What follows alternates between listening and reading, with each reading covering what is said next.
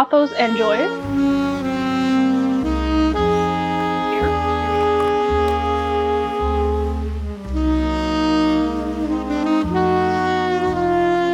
Hi guys, it's Shay, and in today's video we're going to be doing a moss pole installation video. So I got some moss poles off Amazon. It is from the brand Leaky. So I will link them down below in my Amazon storefront if you would like to get them. Not sponsored or anything. I just feel like you guys should have quality products. I've already done the research. I like them. I've already made 2. I just filmed those videos. This is my POTHOS N'JOY. Look at these beautiful leaves, okay? I just feel like this is, it looks like it's variegated. I just think it's beautiful. I love this. It's very artsy. Now, I have seen pictures of pothos in their natural habitat just becoming large because they're able to climb. They're actually an invasive species. Did you know that? So I was thinking that I wanted to get these to be large. Now I follow the Lekka Queen. She's amazing at everything plants and Lekka. And she has a huge version of this POTHOS N'JOY. So I was like, okay, well I want mine to be huge too. You know, like FOMO. So I'm going to be doing a repot. I'm going to be putting this on a moss pole, seeing if I can get it to climb. So all I'm doing right now is using a chopstick, and I'm trying to take away any excess soil. So it's a lot easier to start from a cutting when putting things on a moss pole, because if you use a plant that's already established, it already has aerial roots established, it's not really going to be able to grow and use the moss pole effectively. Typically what I would like is the aerial roots to grow into the moss pole so that it has its own kind of support system. So I'm just giving it something to crawl up to, and hopefully it will reward me with some big juicy leaves. So it looks like this plant actually was cuttings, because if you can see here, they were cut, which is pretty cool. So I buy my plants from Canadian Tire. I get all my plants for $4.99. You heard that right, $4.99. They have a bunch of tropical plants. I go every single week. I've been getting like some rare plants, some very common plants, some actually very interesting plants that I probably wouldn't, or probably I have not seen in other places. And I just think it's really cool. It makes it really accessible and affordable for people who can't afford more of the pricey plants like me. I will not buy anything above, let's say, 20 bucks. You know what I mean? I don't care how rare it is, I will not buy it. Hey, look at these roots. They're looking nice and healthy. I prefer to get my plants when they're small.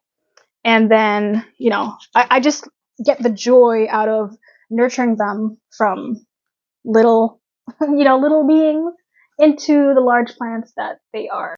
The soil that the nursery gives is literally just regular potting soil. Doesn't really have anything mixed into it. I like my soil to be a lot more well draining, so I mix it in with some like willow bark.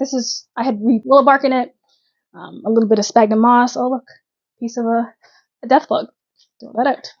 So I like the soil to be a lot more aerated and won't hold a lot of liquid, which will cause root rot. So let's see what container I can use. Thinking this. I think let's use this. So let's build up the moss pole. So here it is. It is plastic, D-shaped. It's the honeycomb shape. They have the translucent, and then they also have transparent. Translucent one is a little bit more like cloudy looking. It's a little bit more white, whereas this one is perfectly clear. You can see right through it. And I wanted that so that I could be able to see the root, address any issues that would be going on, like root rot or any mold or stuff like that. This is why I like my glass pots, my glass vases, because I can see right through. I've been loving no drainage lately, actually. Like, plants are loving it.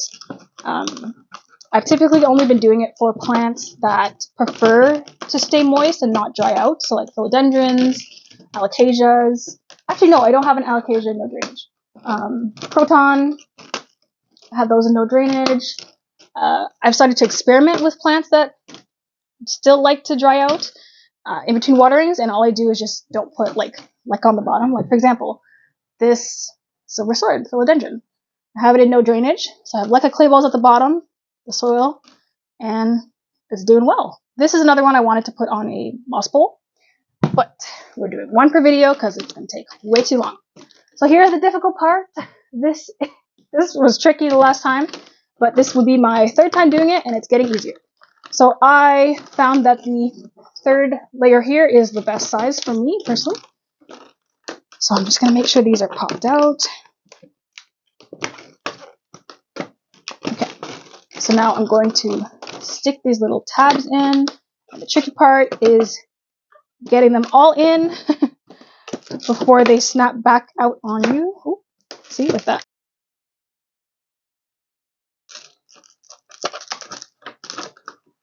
Make sure they're nice and in there. Good. Okay.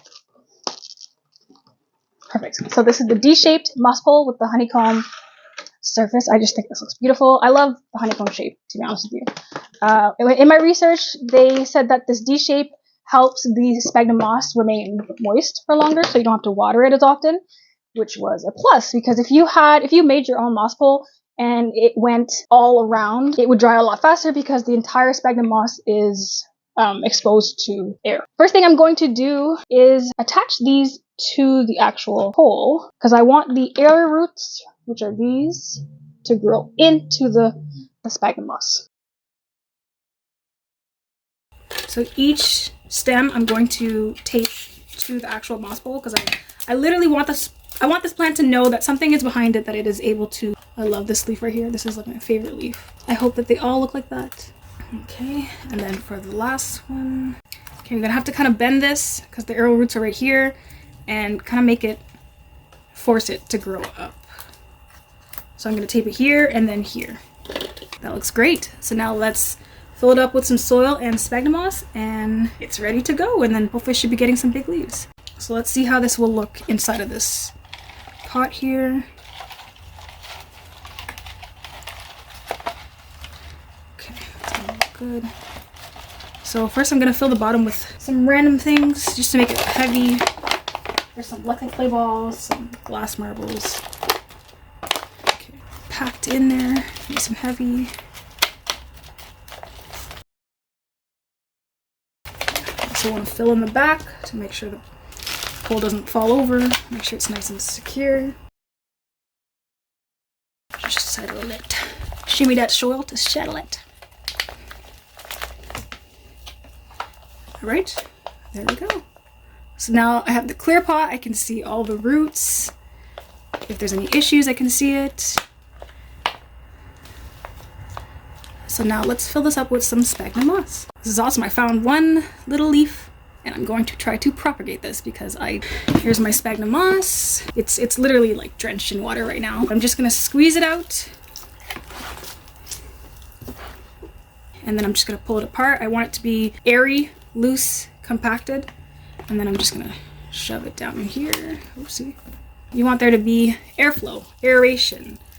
The D-back is gonna make sure that it doesn't dry out quickly, but if it's too compacted, it's going to retain too much moisture. The roots won't have enough aeration, and they will start to rot. So I'm just pulling it apart gently after squeezing out the water and putting it in. So since the plant is not actually established in here yet, I don't want to fill it all the way to the top with moss, but as the plant starts to grow, I will top it up. That's how it's looking. And I really hope this rewards me with some large leaves. Looks great. Now let's go put her in her spot. I think it would look really good here. I just moved my plants. So how does it look? It's a little bit dirty right now, but I will update you guys on the process.